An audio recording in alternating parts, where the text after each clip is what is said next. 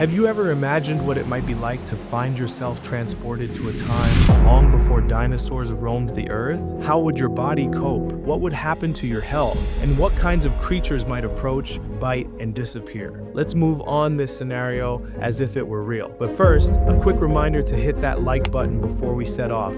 Breathing in the Cambrian. The moment we teleport to the Cambrian era, we'd immediately notice that breathing is not an easy feat.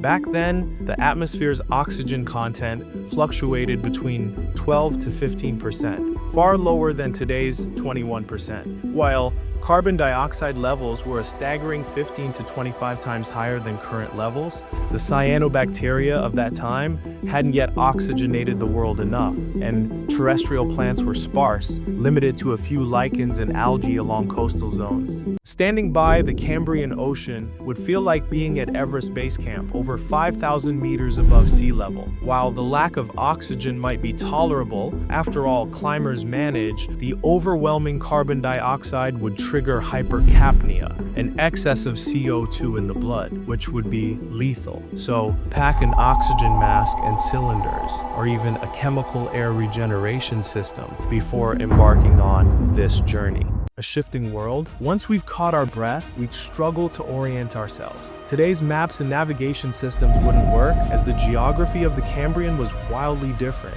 At the start of this era, the supercontinent Pannotia had disintegrated, giving rise to Gondwana in the south, which would later evolve into South America, Africa, India, Australia, and Antarctica. To the north lay Laurentia, future North America, Baltica, Eastern Europe, and Siberia, all surrounded by the vast Pacific Ocean. If you're planning to explore, a boat would be indispensable. Oceans, teeming with life. The Cambrian period was marked by warm climates, shallow seas, and extensive coastal zones, perfect for aquatic life to flourish. Before this era, life on Earth was slow-moving, dominated by bacteria, algae, and simple multicellular organisms. But around 538 million years ago, the Cambrian explosion occurred, a dramatic burst of evolution that forever changed life on Earth. Predation was born in this era, triggering an evolutionary arms race. Creatures developed brains for strategy, eyes for spotting predators and prey, and exoskeletons for protection. This pivotal moment, dubbed the skeletal revolution, led to the emergence of radiolarians, sponges, mollusks, brachiopods, corals, and even calcareous algae. Some animal phyla formed during this time, including arthropods, mollusks, and chordates, our own distant ancestors. The bizarre creatures of the Cambrian. The Cambrian explosion filled the seas with creatures that would seem utterly alien to modern eyes. With scuba gear, a time traveler might encounter hallucigenia, a tiny, surreal creature with teeth, multiple legs, and spines protruding from its back. Hallucigenia was closely related to today's tardigrades and onychophorans.